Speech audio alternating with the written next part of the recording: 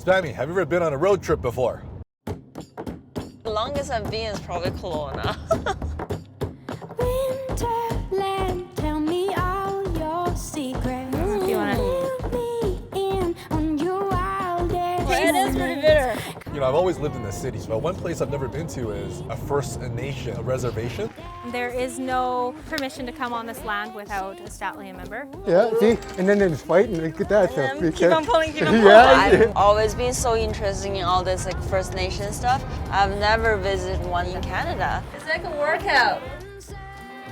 The branches, you see how it comes to a V like this, like a Y shape? That's what we use for when we're drying our salmon. I had the Chinese feather duster. Oh, it's burning hot here. I know. This is the heat capital of British Columbia. Here it gets up to like 40-something degrees. Hi. Greetings. I'm Kevin. Kevin, Marilyn. Hi, Marilyn. This is Tom, the Xwisten. Bridge River, or locally known as Xwisten, is 360 kilometers north of Vancouver in British Columbia. It's situated where Bridge River meets the Fraser River. And traditional settlement here was a strategic way of life. Basically, we are fishermen, more or less fishermen. This is where we belong in the summertime. This is our home. When we're fishing, those are the rocks that you see over there. That's where everybody lives for the summertime. The Xwisten Experience is a tour that teaches people about their traditional way of life before Canada was even Canada. The depressions you see on the grounds today is evidence of a society deep-rooted into the land. Historically, the Statlian peoples lived in these pit houses during the winter. And in the summer, the families would migrate to the Fraser River and set up camp during the salmon runs. A tradition that continues to this day. So Pam, what is your home known for?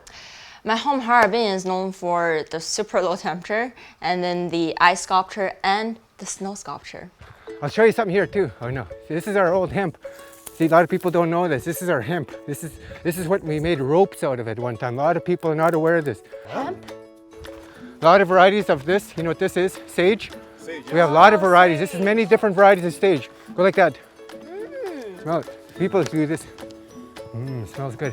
It's like an air freshener. Okay. Air freshener. And it smells better and it's natural, non-toxic. Another plant. This is our medicine. Wild rose bush leaf. Yeah, actually I feel like it's so similar to those like Chinese medicines, all those herbs. And say you got a bee sting or something, or cat scratch or mosquito bite. Put it on there. Just And it's my EpiPen. This is my EpiPen. Okay. If I got stung or something, I'd walk right up to it. Boom, there's your medicine. There's your medicine. Is there any other like similar looking Well, ones those are to the these? two They most do not common. confuse? Those are the two most common, best used. So Pam, what's the one thing that's passed on to you from generation to generation? I think how to fix your own clothes. Like when we have a rip, the easiest way is like you do like little zigzag kind of way of like sewing it back together. I'll just buy a new shirt. So are these your language? Yes, these are the local fishing language nations right here. Oh. Not just Indian. First Nations can fish here. Just Statlium, and we are Xwisten. Public service announcement. According to the First Peoples, a guide for newcomers, Indian is an outdated description of First Nations, like Oriental for Chinese people. Some First Nations may use Indian for legal reasons, but it doesn't mean you should use it for casual reasons.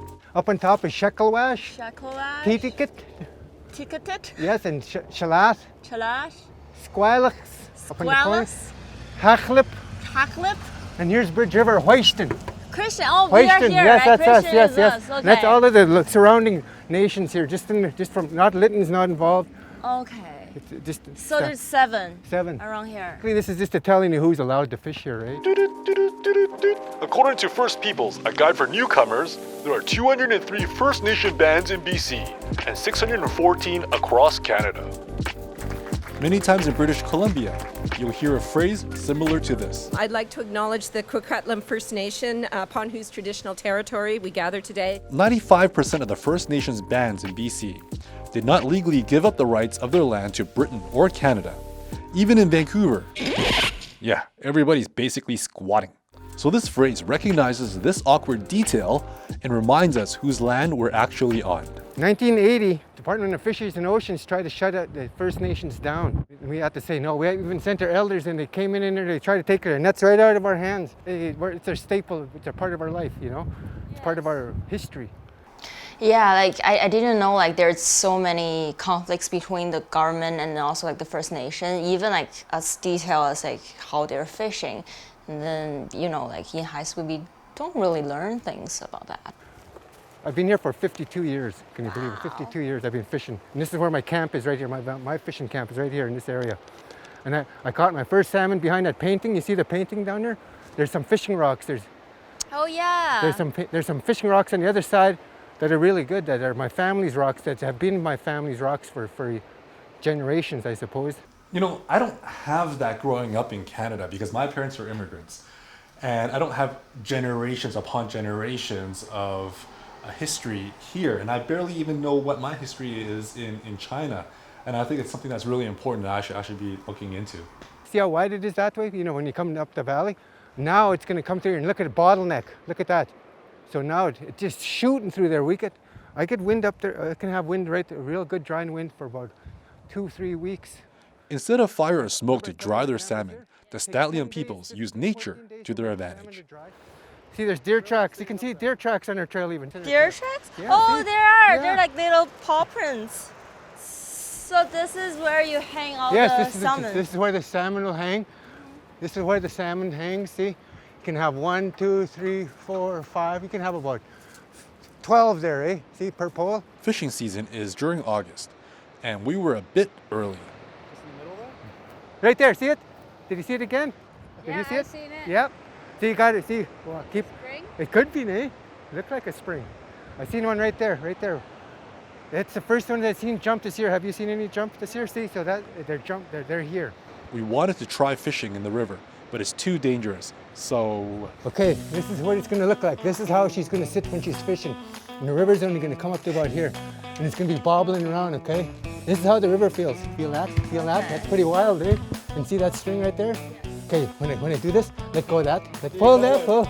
Yeah, see? And then it's fighting, look at that. So, Keep on pulling, keep on pulling. Yes, yes. Okay. See, I got it. I got it. You got it. Now you can go out and fishing.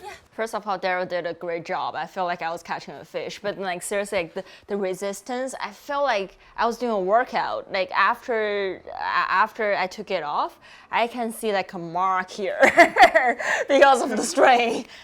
Daryl, good job. There you go. Good enough. Good enough. But there you go. I got us some dinner. Now you have to gut it. I have to what? You cut it down the middle. 2 fish heads. Now you can barbecue, and there's still some meat on it. I can keep this. We can buy a fire pit. In the old days, if we caught 1 fish, you'd be cooking this and you'd be eating this.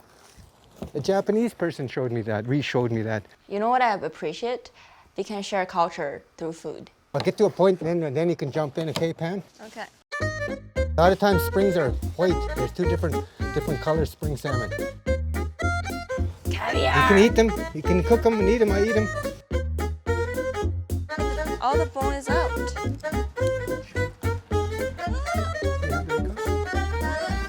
Almost. There you go. You did it. That's Florist, y'all. You got it. I know how to work my You knife. got it. There you go. Okay, then you just see that angle I'm at. Kind of an angle. See, you can see the opening. You can see the. That's what I'm trying to. Eventually, this will happen. See, I'm going fast. I like going fast. So that's kind of like a snack? It is. Snack that you It can is. carry Road. around? Yes. Is Yes. it edible? Yes. Yeah. Eat it right off. Okay. We freeze it after. You can eat it. Wind dried. That's wind dried. That's wind dried. Yeah, wind dried. 7 to 10 days. Okay. Depends Okay. Here's on weather. the cutting of the It's strips. so good. And then there you go. You start stretching it. See this? It's gonna hang. So when it hangs open, it'll drop open.